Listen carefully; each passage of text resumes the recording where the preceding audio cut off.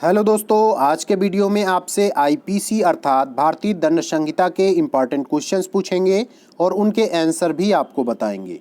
ये क्वेश्चंस सभी judiciary exams जैसे एआईबीई, पीसीएसजे, एपीओ या अन्य लॉ से रिलेटेड सभी एग्जाम्स के लिए यूजफुल होंगे। तो दोस्तों, लॉ रिलेटेड सभी प्रकार के बेयर एक्ट्स, इंपॉर्टेंट क्वेश्चंस और लॉ रिलेटेड अपडेट पाने के लिए हमारे टेलीग्राम चैनल को अवश्य ज्वाइन करें। टेलीग्राम चैनल का लिंक वीडियो के डिस्क्रिप्शन में दिया गया है, जहां से आप ज्वाइन कर सकते हैं। तो चलिए आज का वीडियो स्टार्ट करते हैं और महत्वपूर्ण क्वेश्चंस को जान लेते हैं। तो देखें, सबसे पहले आपकी स्क्रीन पर पहला क्वेश्चन है। क्वेश्चन क्या कह रहा है? अन्य बातों की तरह अपराध में वे भी कार्य करते हैं जो मात्र खड़े रहते हैं या प्रतीक्षा करते हैं, यह अभिकथन है।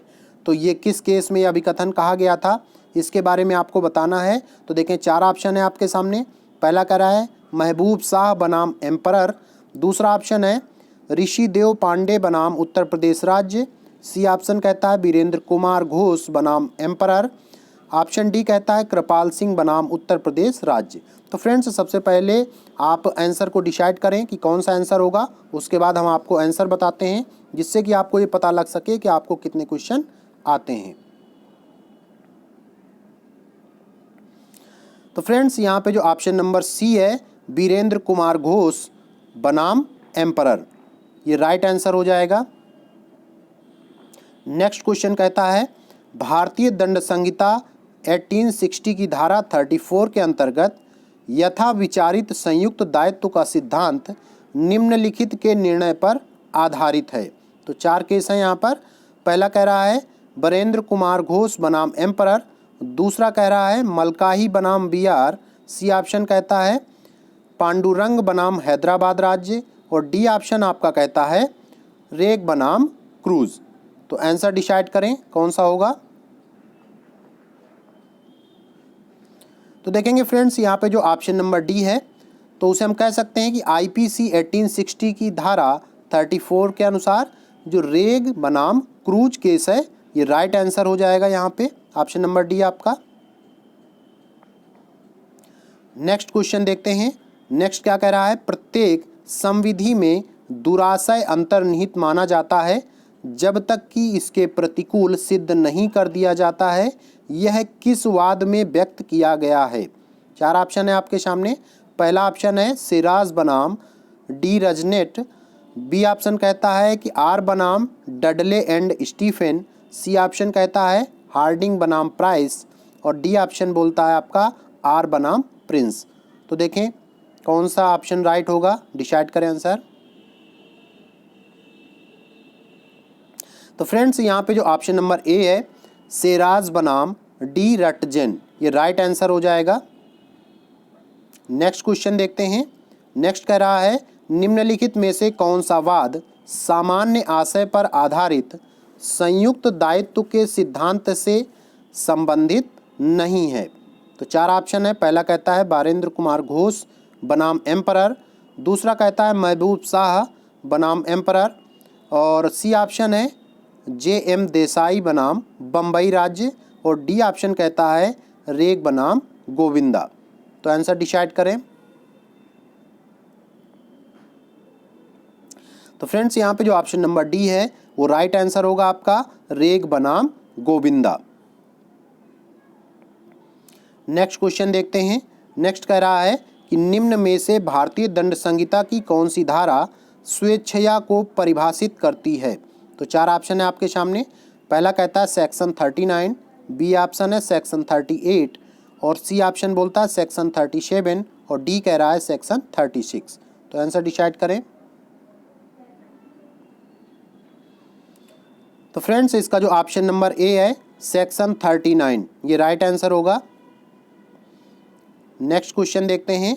नेक्स्ट करा भारतीय दंड संहिता की किस धारा के अंतर्गत अपराध शब्द को परिभाषित किया गया है? तो चार ऑप्शन है। पहला कहता है सेक्शन 39। बी ऑप्शन है सेक्शन 40। और सी ऑप्शन है सेक्शन 41। और डी ऑप्शन है सेक्शन 42। तो आंसर डिसाइड करें। तो फ्रेंड्स, इसका जो ऑप्शन नंबर बी है सेक्शन 40, ये राइट आंसर होगा। नेक्स्ट क्वेश्चन देखते हैं। कह रहा है भारतीय दंड संहिता 1860 के अधीन धारा 42 में प्रयुक्त स्थानीय विधि कहाँ पर लागू होगी? तो चार ऑप्शन है। पहला कहता है संपूर्ण भारत पर, दूसरा है भारत के किसी विशिष्ट भाग पर, और सी ऑप्शन कहता है कि भारत के किसी भी भाग पर, और डी ऑप्शन है आपका उपरोक्त में से कोई नहीं। तो आंसर डिसाइड करें। तो फ्रेंड्स इसका जो ऑप्शन नंबर बी है भारत के किसी विशिष्ट भाग पर, ये राइट आंसर हो जाएगा। नेक्स्ट क्वेश्चन देखते हैं। कह रहा है अवैध शब्द उस हर बात को लागू है जो, पहला ऑप्शन है अपराध हो, बी ऑप्शन कहता है विधि द्वारा प्रतिसिद्ध हो, सी ऑप्शन कहता है सिविल कार्यवाही के लिए आधार उत्पन्न करती हो, और डी ऑप्शन है उपयुक्त सभी। तो आंसर डिसाइड करें। तो फ्रेंड्स यहाँ पर आप ये भी लिखते जाएं कि आपको कितने आंसर आ रहे हैं पहले से, जिससे आप जान सकें कि वास्तव में आपकी तैयारी कैसी है किसी भी एग्ज़ाम के लिए। तो फ्रेंड्स यहाँ पे जो ऑप्शन नंबर डी है उपयुक्त सभी, ये राइट आंसर होगा। अर्थात जो आपका ए, बी और सी में बताए गए हैं ये तीनों चीज़ें सही हैं, तो इसके आधार पे जो ऑप्शन नंबर डी है वो राइट आंसर हो जाएगा। नेक्स्ट क्वेश्चन देखते हैं। कह रहा भारतीय दंड संहिता में सद्भाव शब्द परिभाषित है, किस सेक्शन में परिभाषित है हमें बताना है। तो चार ऑप्शन है आपके। पहला ऑप्शन है सेक्शन 44, बी ऑप्शन कहता है सेक्शन 51, सी ऑप्शन है आपका सेक्शन 52, और डी कह रहा है सेक्शन 52A। तो आंसर डिसाइड करें। तो फ्रेंड्स इसका जो ऑप्शन नंबर सी है सेक्शन 52, ये राइट आंसर हो जाएगा। नेक्स्ट क्वेश्चन देखते हैं। कह रहा है भारतीय दंड संहिता के अंतर्गत निम्नांकित में से कौन दंड का प्रकार नहीं है? तो यहाँ पे हमें बताना है कि कौन दंड का प्रकार नहीं है। तो चार ऑप्शन है। पहला कह रहा है आजीवन कारावास, दूसरा है आपका काला पानी या देश निकाला जिसे बोलते हैं, सी ऑप्शन कहता है मृत्यु दंड, और डी ऑप्शन कह रहा है कि साधारण कारावास। तो आंसर डिसाइड करें। तो दोस्तों इस क्वेश्चन से बहुत सारे क्वेश्चन बनते हैं, तो इस क्वेश्चन को मैं थोड़ा डिटेल में आपको बताना चाहूँगा कि दोस्तों आईपीसी 1860 की धारा 53 में 5 टाइप्स के पनिशमेंट का जो है डिटेल दिया गया है। तो उनमें सबसे पहले आपका मृत्यु दंड, दूसरा है आजीवन कारावास, तीसरा है आपका कारावास सादा या कठोर, और चौथा है आपका जुर्माना, और पांचवा है संपत्ति का संपहरण। ये 5 प्रकार के जो है दंड आपके बताए गए हैं, इससे अलग कोई दंड नहीं है। तो देखेंगे इसमें कि इससे अलग एक ऑप्शन आपका आ रहा है जो ऑप्शन नंबर बी है काला पानी या देश निकाला। तो यहाँ पे पूछा गया है कौन दंड का प्रकार नहीं है, तो यही बी ऑप्शन ही होगा। तो यहाँ पे जो राइट आंसर है वो आपका ऑप्शन नंबर बी हो जाएगा, काला पानी और जिसे देश निकाला बोलते हैं। नेक्स्ट क्वेश्चन देखेंगे। कह रहा भारतीय दंड संहिता के अनुसार न्यायालय जुर्माना देने में व्यतिक्रम होने की दशा में निम्न भांति का कारावास अधिरोपित कर सकेगी। चार ऑप्शन है। पहला कहता है केवल सादा, दूसरा है सश्रम, और सी ऑप्शन कहता है किसी भांति का, और डी आपका कह रहा है जुर्माने की मात्रा पर निर्भर। तो आंसर डिसाइड करें आप।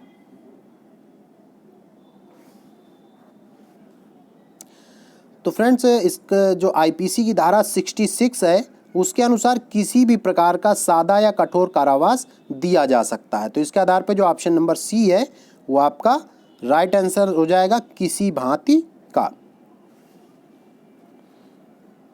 नेक्स्ट क्वेश्चन देखेंगे।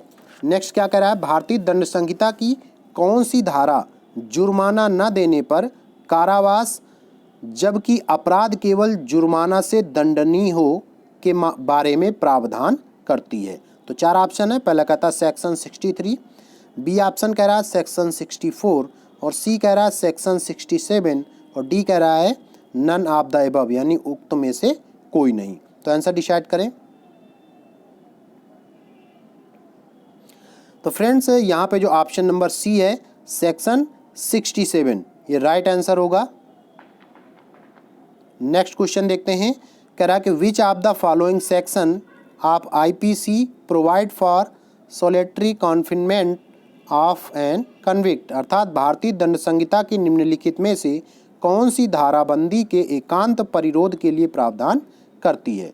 तो सेक्शन बताना है आपको। तो ऑप्शन ए कह रहा है सेक्शन 71, बी कहता है सेक्शन 72 और सी कह रहा है सेक्शन 73 और डी ऑप्शन है उक्त में से कोई नहीं। तो राइट आंसर डिसाइड करें। तो फ्रेंड्स यहाँ पे जो ऑप्शन नंबर सी है सेक्शन 73, ये राइट आंसर हो जाएगा। नेक्स्ट क्वेश्चन देखें। नेक्स्ट क्या कह रहा है, भारतीय दंड संहिता की धारा 73 एकांत परिरोध की अधिकतम सीमा निर्धारित करती है। तो क्या सीमा निर्धारित करती है? तो चार ऑप्शन है आपके सामने। पहला कह रहा है 1 वर्ष, दूसरा ऑप्शन है आपका 2 वर्ष, तीसरा कहता है 3 माह और जो डी ऑप्शन है वो है 6 माह। तो आंसर डिसाइड करें। तो फ्रेंड्स इसका जो ऑप्शन नंबर सी है 3 माह, ये राइट आंसर होगा। तो फ्रेंड्स ये हमारा वीडियो का दूसरा पार्ट था। आपको कैसा लगा ज़रूर बताएं। बहुत बहुत धन्यवाद।